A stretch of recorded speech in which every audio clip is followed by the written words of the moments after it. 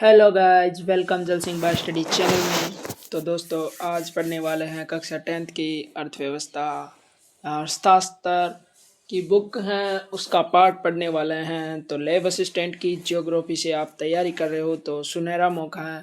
पर एक कृपया आपसे विनती है कि अपनी ईयरफोन लगा ले, क्योंकि इसमें मैं बोलता हूँ थोड़ा धीरे। तो आप कृपया करके ईयरफोन लगा लें या शांत जगह पर बैठ जाए तो आपको आवाज़ अच्छी आएगी। तो शुरू करते हैं पाठ। विकास का पाठ है आज का पहला अध्याय। तो चलो दोस्तों, शुरू करते हैं विकास का पाठ पहला। विकास अथवा प्रगति की धारणा हमेशा से हमारे साथ है। हमारी आकांक्षाएं और इच्छाएं हैं कि हम क्या करना चाहते हैं। हमारी इच्छा क्या है, हम क्या करना चाहते हैं, हम क्या सोचते हैं और करते क्या हैं, और करते टाइम हमारा दिमाग कहाँ चलता है, अपने जीवन कैसे जीना चाहते हैं। इसी तरह हम विचार रखते हैं मन में। कोई कैसा कि कोई देश कैसा होना चाहिए, हम किन अनिवार्य वस्तुओं की आवश्यकता है, और क्या सभी का जीवन बेहतर हो सकता है। लोग मिलजुल कर कैसे रह सकते हैं, क्या और अधिक समानता हो सकती है। विकास इन सभी प्रश्नों के विचार करने और इनके लक्ष्य प्राप्त करने के उपाय से जुड़ा है। यह काम जटिल है और इस अध्याय में हम विकास को समझने की प्रक्रिया शुरू करेंगे।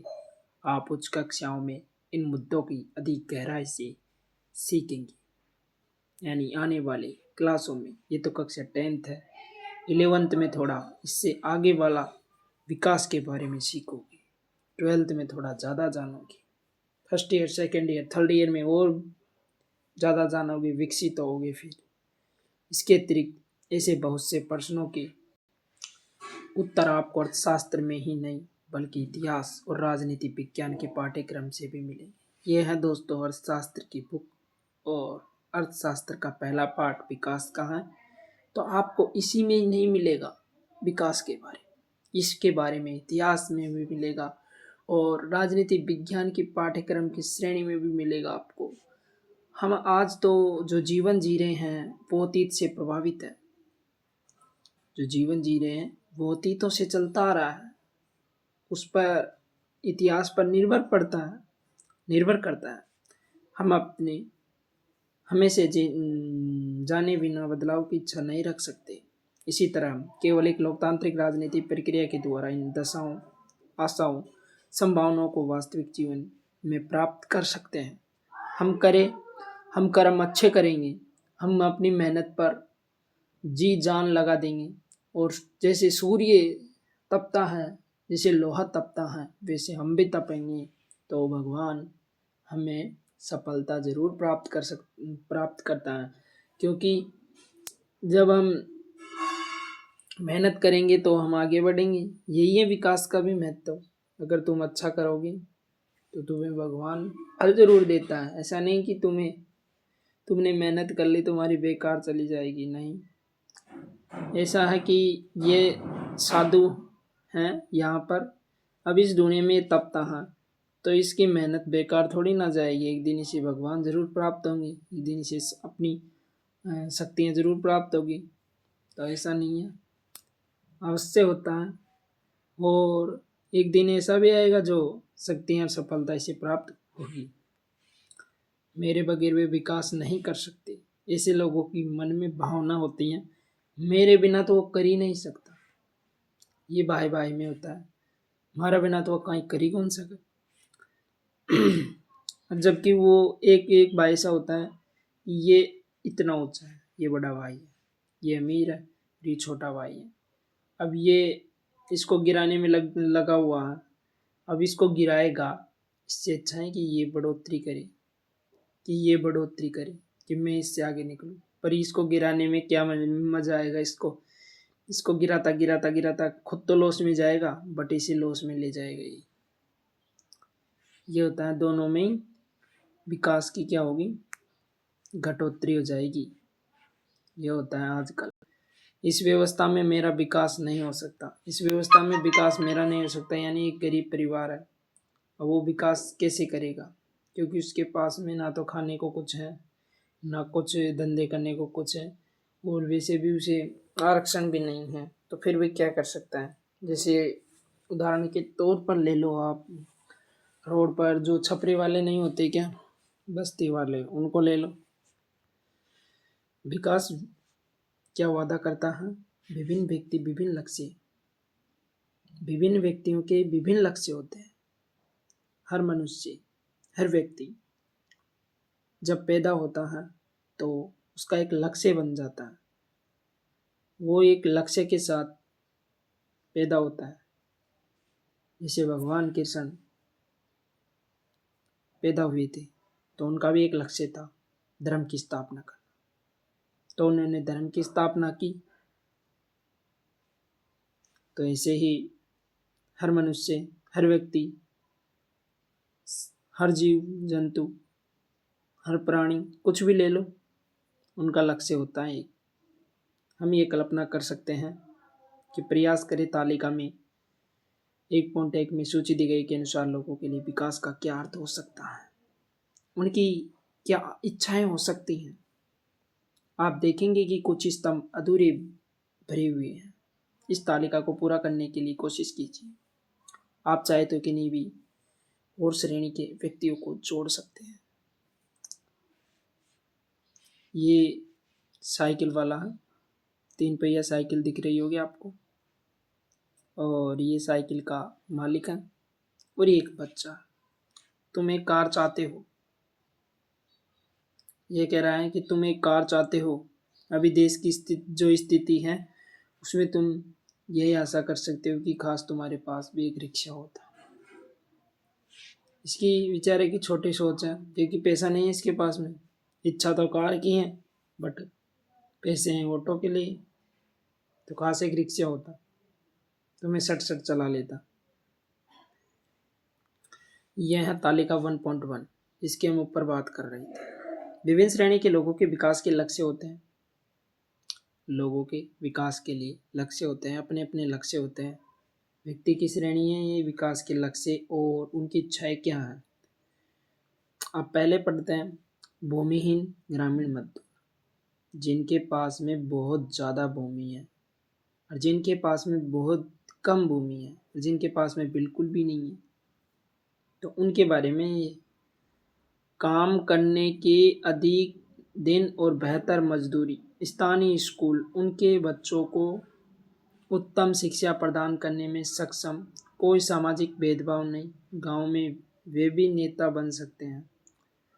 इनकी इच्छा है और इनका लक्ष्य है कि हम भी नेता बन सकते हैं।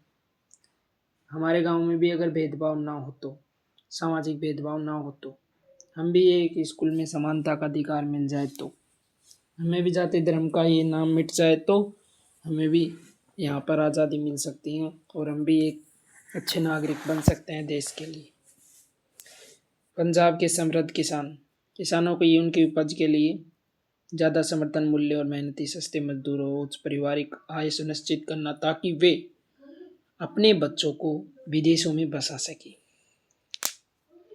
किसानों को उनकी उपज के लिए ज़्यादा समर्थन मूल्य और मेहनती, यानी पैसों और मेहनत और सस्ते मजदूरों की आवश्यकता है पंजाब के समृद्ध किसानों को, क्योंकि वे ऐसा सोचते हैं कि हमें कम मजदूरी पर कोई मजदूर मिल जाए और उच्च पारिवारिक आय सुनिश्चित कर ताकि हम बढ़ोतरी कर लें, यानी हमारा बड़ा परिवार पैसे वाला बन जाए और अपने बच्चों को विदेशों में बसा सके और विदेशों में पढ़ा सके और जैसे अमेरिका, लंदन इनमें भेज सके और चिल्ल कर सके। यह पंजाब का समृद्ध किसान का सोच। किसान जो खेती के लिए केवल वर्षा पर निर्भर करता है, बेचारे की उसकी क्या सोच होगी। अगर बारिश आ गई तो फिर भाव खा जाएगा, सरकार खा जाएगी। सरकार ऐसे खा जाएगी कि भाव नहीं बढ़ाती, उस टाइम पर भाव नहीं रहता। और जब किसान खेतों को हाँकता है, जोतता है, तब उसको खाद नहीं मिलता। ये सबसे बहुत बड़ी परेशानी है। भूस्वामी परिवार जिनके पास में बहुत ज़्यादा भूमि है और वो एक ग्रामीण महिला हो, यानी ऐसे ले लो, ये बड़ी महल की रानी है, ये सिर्फ एक महिला की यहाँ पर इतनी बड़ी जायदाद है 100 बीघा की।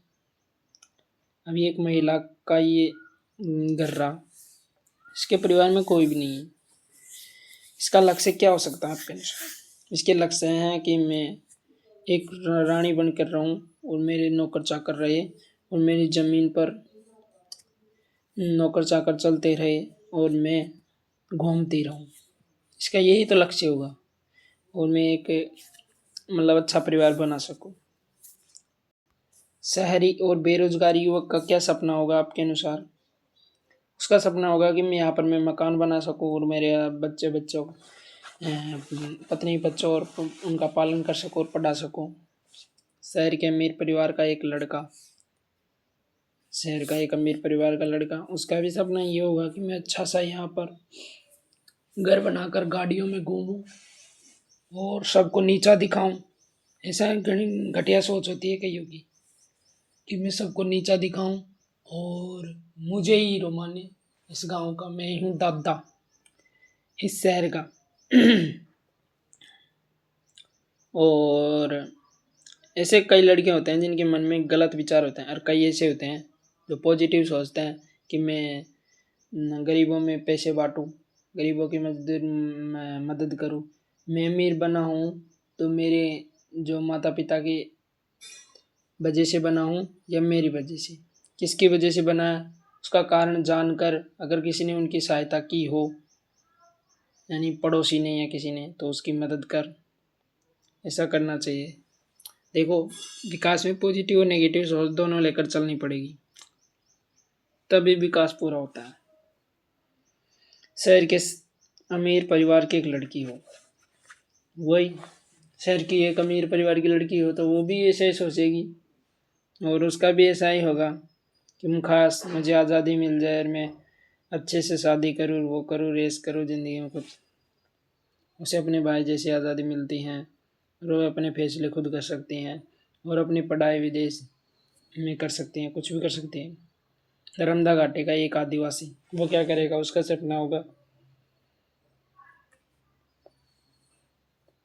कि मैं यहाँ ज़्यादा से ज़्यादा ज़मीन बना सकूँ, ज़्यादा से ज़्यादा शिकार आदिवासी और इनके लिए शिकार इनकी व्यवस्था कर सकूँ और मेरे परिवार और बस्ती वालों को मैं अच्छे से रख सकूँ। और नेगेटिव में भी हो सकता है कुछ भी। तालिका 1.1 को भरने के बाद अब इसका निरीक्षण करते हैं। क्या इन सभी लोगों की विकास की प्रगति के बारे में एक जैसा विचार है? नहीं है, बिल्कुल भी नहीं है, संभवतः नहीं है। इनमें से एक अलग अलग चीज़ें पाना चाहता है, वे ऐसी चीज़ें चाहते हैं जो उनके लिए हैं सर्वाधिक महत्वपूर्ण है, अर्थात चीज़ों जो उनकी आकांक्षाओं और अच्छे इच्छाओं को पूरा कर सकते हैं। वास्तव में कई बार दो व्यक्ति या दोनों गुट ऐसी चीज़ें चाह सकते हैं जिनमें परस्पर विरोध हो सकता है। एक लड़की अपने भाई के समक्ष, ऐसा है कि एक लड़की चाहती है कि मैं उसे वो लड़का पसंद है और उसके परिवार वाले चाहते हैं कि मैं इससे तेरी शादी इससे नहीं कराऊंगा, मैं मेरे अनुसार कराऊंगा। ये परस्पर विरोध के ये क्या है? लड़ाई झगड़े का काम है। आज़ादी और अवसर मिलने पर भाई भी घर के कामकाज में हाथ बटाएगा की आशा रखती हैं लड़कियां। हो सकता है कि मेरा भाई को ये पसंद न हो। इसी तरह अधिक बिजली पाने के लिए उद्योगपति ज़्यादा बांध चाहते हैं, लेकिन इससे ज़मीन जलमग्न हो सकती है और उन लोगों का जीवन अस्त व्यस्त हो सकता है जो बेघर हो जाए, जैसे कि आदिवासी जिनके पास में कुछ भी नहीं रहता है और शिकार करके अपना काम करते हैं और खेती बाड़ी भी नहीं हो पाती ढंग से, इसका विरोध कर सकते हैं।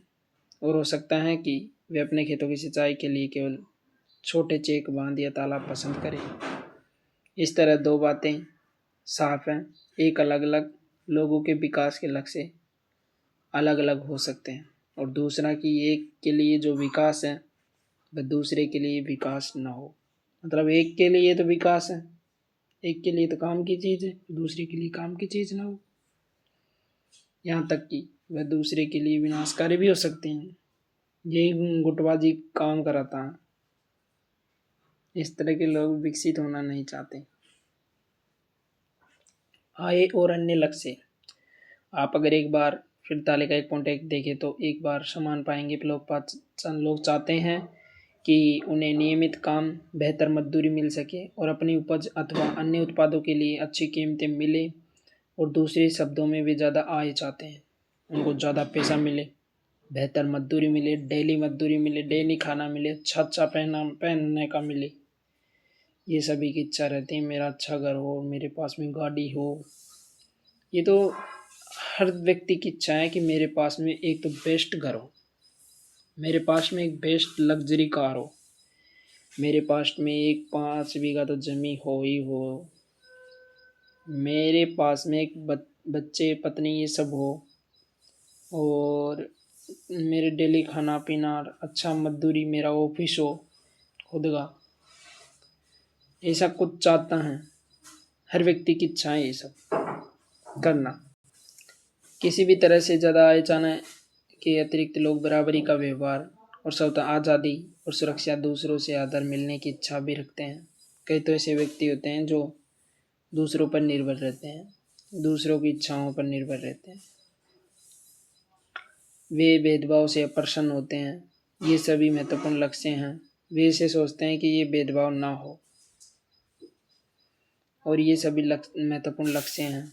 बल्कि कुछ मामलों में ये अधिक आय और अधिक उपभोग से अधिक महत्वपूर्ण हो सकते हैं, क्योंकि जीने के लिए केवल भौतिक वस्तुएं ही प्राप्त नहीं होती। द्रव्य और उससे खरीदी जा सकने वाला भौतिक वस्तुएं का एक कारक है जिस पर हमारी जीवन निर्भर है। लेकिन हमारा बेहतर जीवन ऊपर लिखी भौतिक वस्तुओं पर निर्भर करता है। अगर आप ये बात स्पष्ट नहीं लगती तो अपने जीवन में अपने मित्रों की भूमिका के बारे में ज़रा सोचिए। आपको उनकी मित्रता की इच्छा हो सकती है। इसी तरह और भी बहुत सी चीज़ें हैं जिनसे आप आसानी से मापा नहीं जा सकता, लेकिन उनका हमारे जीवन में बहुत महत्व है। इनकी पराई उपेक्षा कर दी जाती है, लेकिन ये निष्कर्ष निकलना गलत है। जिससे मापा ही नहीं जा सकता वह महत्व नहीं रख सकता। मान लो ये तराजू है, इसमें तौल दिया तुमने घी। अब इसे मापा जा सकता है क्या? यहाँ पर रख दिया अनाज, यहाँ पर रख दिया घी। 1 किलो अनाज, 1 किलो घी। क्या आप मापा जा सकता है? या महत्व रख सकते हैं आप? 1 किलो बाट रख दें तो मान सकते हैं। अनाज में क्या मान सकते हैं आप? नर्मदा नदी पर सरदार सरोवर बांध की बनाए गए हैं, जिसकी ऊंचाई वृद्धि में किए जाने के लिए ये विरुद्ध प्रदर्शन कर रहे हैं लोग। अब ये है सामाजिक गुट विवाद। देख लो, ये उसका विवाद है, सरदार सरोवर बांध नर्मदा घाटी का, जिसकी बांध की ऊंचाई बढ़ाने के लिए ये सब कुछ कर रहे हैं लोग। यह है सामाजिक गुट विवाद जो विकास चाहते हैं। इनकी एकजुटता है, एकता है, और ये सरकार से चाहते हैं तो विकासित हुआ ना। ये इनकी एक ही सोच है सभी की। कई लोगों की अलग अलग सोच होती है। फिर इनके परिवार पर जाए तो इनकी सबकी अलग अलग सोच निकलेगी। ये मोटा हिसाब है। जैसे गांव पर आई बात, फिर जिले पर आई बात, फिर राज्य पर आई बात, फिर देश पर आई बात। ऐसे देश पर आई, एक पाकिस्तान और भारत के बीच में लड़ाई हो रही तो देश पर बात आ गई कि हमारे देश के साथ इसने ऐसा किया। फिर वे एकजुटता हो गई सभी। जैसे राजस्थान और किसी भी राज्य के साथ ले लें, MP गुजरात किसी भी साथ ले लेना, तो उनके साथ हो रही है लड़ाई, तो फिर हमारे राजस्थान में ऐसा किया इन्होंने, ऐसा गुट विवाद होता है। एक और उदाहरण देखिए, अगर आपको कहीं दूर दराज के इलाके में नौकरी मिलती है, उसे स्वीकार करने से पहले आप आय के अतिरिक्त बहुत से कारकों पर विचार करेंगे। अगर आपको नौकरी मिल गई, आप रहने वाले हो राजस्थान के, आपको मिल गई MP में नौकरी, यहाँ पर ऑफिस है, जिसकी भी थानादार की कोई भी वो बैठता हो मेन अधिकारी, उससे आपने पहले बात करेंगे, सर कितने पैसे मिलेंगे, सर कहाँ पर क्या होगा, सब सुविधाओं के बारे में पूछेंगे आप उससे पहले। जैसा कि आपके परिवार के लिए क्या सुविधाएं उपलब्ध होगी, काम करने का वातावरण कैसा होगा सर्वा, सीखने की क्या अवसर मिलेंगे सर्वा। दूसरी नौकरी में यद्यपि आपको वेतन कम मिलता है वहाँ जाने के बाद, तो नियमित रोजगार हो सकता है जो आपकी सुरक्षा की भावना को बढ़ाता है। एक अन्य नौकरी के अधिक वेतन दे सकती है लेकिन कार्य की सुरक्षा नहीं, और हो सकता है आपको परिवार के लिए पर्याप्त समय भी न मिले। इससे आपकी सुरक्षा और स्वतंत्रता की भावना कम हो जाए। इसी तरह विकास के लिए लोग मिले जुले लक्ष्य को देखते हैं, ज़्यादातर मिले जुले हो। रिश्तेदार भी इसे देखते हैं कि रिश्ते मिले जुले हो, उनमें विरोध नहीं पड़ते। ये सच है कि यदि महिलाएं वेतनभोगी कार्य करती हैं तो घर और समाज उनका आदर बढ़ता है। महिलाएं वेतनभोगी कार्य करती हैं तो घर और समाज में उनका आदर बढ़ता है। तथापि यह भी सच है कि अगर महिलाओं के लिए आदर हैं तो घर में उनके कामकाज में भी ज़्यादा हाथ बटाया जाएगा और घर से बाहर काम करने वाली महिलाओं को अधिक स्वीकार किया जाएगा। सुरक्षित और संरक्षित वातावरण के कारण ज़्यादा महिलाएं विभिन्न प्रकार की नौकरियां व व्यापार कर सकती हैं। इसलिए लोगों के विकास के लक्ष्य केवल बेहतर आय के नहीं होते, बल्कि जीवन में अन्य महत्वपूर्ण चीज़ों के बारे में भी होते हैं। राष्ट्रीय विकास, जैसा कि हमने ऊपर देखा कि लोगों के लक्ष्य भिन्न अलग अलग हैं, उनकी राष्ट्रीय विकास के बारे में धारणा भिन्न है। आपस में इस विषय में चर्चा कीजिए। भारत का विकास के लिए क्या करना चाहिए। संभव है कि कक्षा के विभिन्न विद्यार्थियों ने प्रश्नों के अलग अलग उत्तर दिए होंगे। हो सकता है कि आपने स्वयं इन प्रश्नों के बहुत से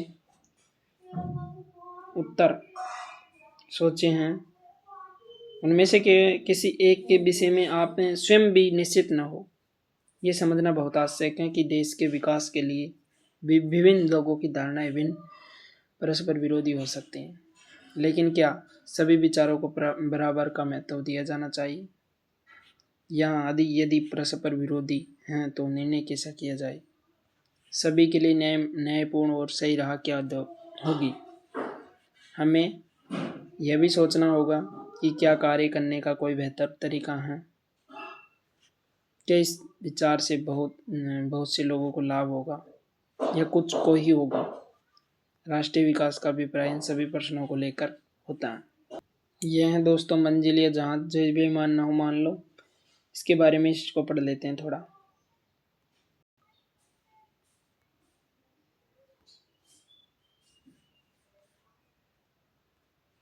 एक जहाज ने 500 टन तरल जहरीले अवशेष एक शहर के खुले कूड़े घर और आसपास के समुद्र में डाल दिए।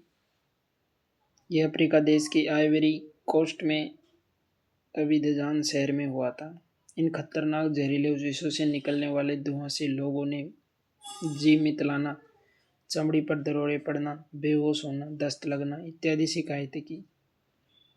1 महीने के बाद 7 लोग मारे गए। 20 अस्पताल में भर्ती हुए। विषाक्तता के कारण 26,000 लोगों का इलाज किया गया। पेट्रोल और धातु संबंधित एक बहुराष्ट्रीय कंपनी आइवरी कोस्ट के स्थानीय कंपनी की अपने जहाज से जहरीले पदार्थ फेंकने का ठेका दिया था।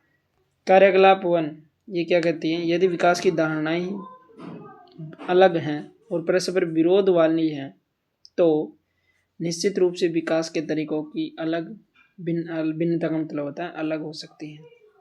अगर आप ऐसे किसी विवाद से परिचित हैं तो आप विभिन्न व्यक्तियों के जो सोचने की क्षमता है, क्या सोचते हैं, उनको जानने का प्रयास कीजिए। यदि आप लोगों से बातचीत करके या अखबारों और टेलीविजनों के माध्यम से जान सकते हैं तो जानिए। इसका ये कार्यकलाप है। विभिन्न देशों एवं राज्य की तुलना कैसे की जाए? विभिन्न देश संसार में और विभिन्न राज्य, उनकी तुलना कैसे की जाए? आप पूछ सकते हैं अगर विकास का अर्थ अलग अलग हो सकता है, फिर भी कुछ देशों के विकसित और कुछ अविकसित कैसे कहा जा सकता है कि कुछ तो अविकसित है और कुछ विकसित है? इससे पहले कि हम इस विषय पर आए कि एक पर्सन के बारे में सोचते हैं। जब हम भिन्न भिन्न चीज़ों की तुलना करते हुए उसमें समानताएं और अंतर दोनों हो सकते हैं, हम उनकी तुलना करने के लिए किन पहलुओं का प्रयोग करते हैं? कक्षा में विद्यार्थियों को ही देखते हैं। हम विभिन्न विद्यार्थियों की तुलना कैसे करते हैं? उनमें ऊंचाई, स्वास्थ्य, प्रतिभा और रुचि के अनुसार अंतर हैं। हो सकता है कि सबसे स्वस्थ विद्यार्थी सबसे पढ़ाकू विद्यार्थी न हो, जो दिखने में तो अच्छे और स्वस्थ हो और गोरे भूरे हो, फिर भी वो पढ़ाकू ना निकले। सबसे बुद्धिमान विद्यार्थी हो सकता है मित्रता व्यवहार न रखता हो। सबसे ज़्यादा चत्तर विद्यार्थी हैं जो पढ़ने में तेज हो और वो मित्रता व्यवहार अच्छा न रखता हो। आप कैसे कह सकते हैं? तो हम विद्यार्थियों की तुलना कैसे करते हैं? हम जो मापदंड प्रयोग करेंगे वह तुलना के उद्देश्य पर निर्भर करेगा। हमारी सोच अगर अच्छी होगी तो हम अच्छे सोचेंगे उसके बारे में, उसको पहचानने की कोशिश करेंगे। उसको कुछ ऐसा टास्क दिया जाएगा जिसको उसको पहचान सके कि कैसा लड़का है। खेलकूद टीम, वाद विवाद टीम और संगीत टीम और पिकनिक के लिए टीम और सबके चयन के लिए अलग अलग मापदंड होंगे। फिर भी अगर हमें किसी उद्देश्य से कक्षा के विद्यार्थियों की सर्वांगीण प्रगति के बारे में मानक चाहिए तो हम उसे कैसे चुनेंगे? इसी तरीके से चुनेंगे। सामान्यतः हम व्यक्तियों की एक या दो महत्वपूर्ण विशिष्टताएं लेकर उनके आधार पर तुलना करते हैं। तुलना के लिए क्या महत्वपूर्ण विशिष्टता चुनी जाएगी, इस पर मतभेद हो सकते हैं। विद्यार्थियों का मित्रतापूर्ण व्यवहार और सहयोग भावनाएं, उनकी रचनात्मक, उनके द्वारा प्राप्त अंक, मतलब उसने खेल में कितने अंक पाए, उसका व्यवहार उस खेल में कैसा था, विकास पर भी लागू होती हैं। देश की तुलना अगर करने के लिए उनकी आय सबसे महत्वपूर्ण विशिष्ट समझी जाती हैं। जिन देशों की आय अधिक है उन्हें कम आय वाले देशों से अधिक विकसित समझा जाता है। जिनके पैसा कम है उन्हें नीचा गिना जाता है, नाम ही नहीं आता उस श्रेणी में। समाज पर आधारित है कि अधिक आय का अर्थ है मानवीय आवश्यकताओं की सभी वस्तुओं की अधिक होना, ज़्यादा होना, जो भी लोगों को पसंद है और जो उनके पास होना चाहिए, वे उन्हीं सभी वस्तुओं का अधिक आय द्वारा प्राप्त कर पाएंगे। इसलिए ज़्यादा आय अपने आप में एक महत्वपूर्ण लक्ष्य समझा जाता है। अब एक देश की आय क्या है? अंतर्दृष्टि से किसी भी देश की आय उस देश के सभी निवासियों की आय है। इससे हमें देश की कुल आय ज्ञात होती है। लेकिन देशों के बीच की तुलना करने के लिए आय इतना उपयुक्त माप नहीं है, क्योंकि देशों की जनसंख्या अलग अलग होती है। कई देशों में ज़्यादा हैं और कई देश बहुत पिछड़ा है। जैसे अपना देश आज जनसंख्या के मामले में पहले स्थान पर आ चुका है। आय की तुलना में भी बहुत ज़्यादा है अपना देश। ज्ञात नहीं होगा कि आपको औसत व्यक्ति की क्या कमा सकता है।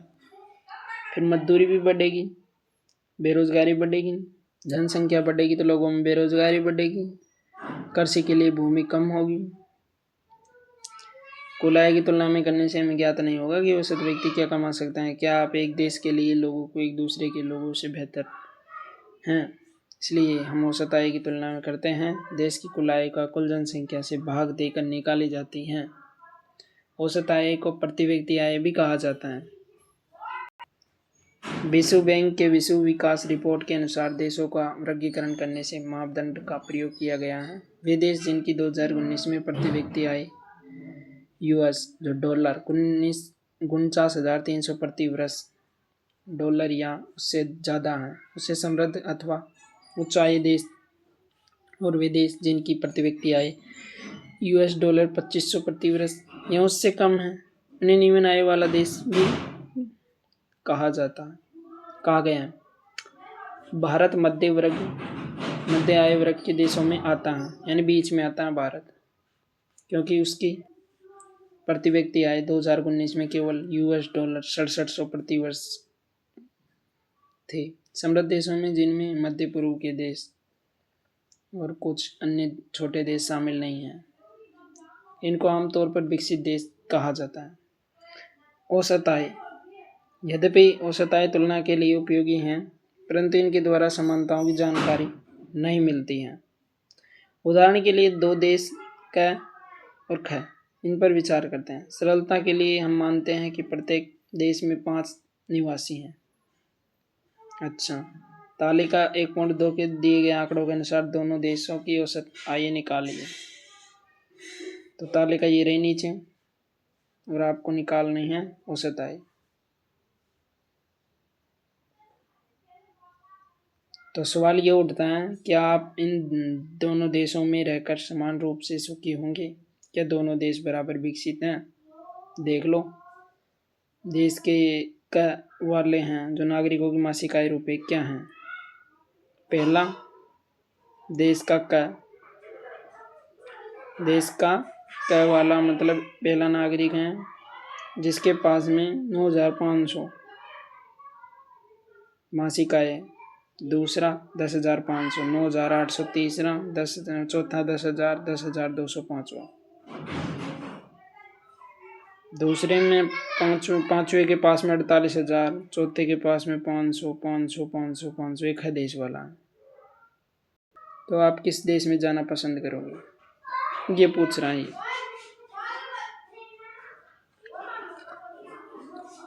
क्या आप खैरे देश में रहना पसंद करोगे? अगर हमें यह आश्वासन हो कि हम उस देश के 5वें नागरिक होंगे, लेकिन अगर हमारी नागरिकता संख्या लॉटरी के द्वारा निश्चित होगी तो हम शायद हम में से ज़्यादातर लोग देश के क में रहना पसंद करेंगे। इसे इसलिए हैं क्योंकि यद्यपि दोनों देशों की औसत आय एक समान हैं, तो देश क के लोग न तो बहुत अमीर हैं और न बहुत गरीब हैं, जबकि देश ख के ज़्यादातर नागरिक गरीब हैं और क के लोग तो ना तो गरीब हैं ना ज़्यादा अमीर हैं। ये लेवल के लोग हैं। का देश में जाना पसंद लोग करेंगे। और एक व्यक्ति बहुत अमीर है और बेचारे और गरीब हैं। इसलिए यद्यपि औसत आय तुलना के उपयोगी हैं, लेकिन इससे पता चलता है कि आय लोगों के पास में किस प्रकार वितरित है। अब इसके भी देख लो, समझ लो, इनको काम देंगे। गरीब विहीन तथा अमीर विहीन व्यक्तियों का देश, और ये गरीब तथा अमीर व्यक्तियों का देश।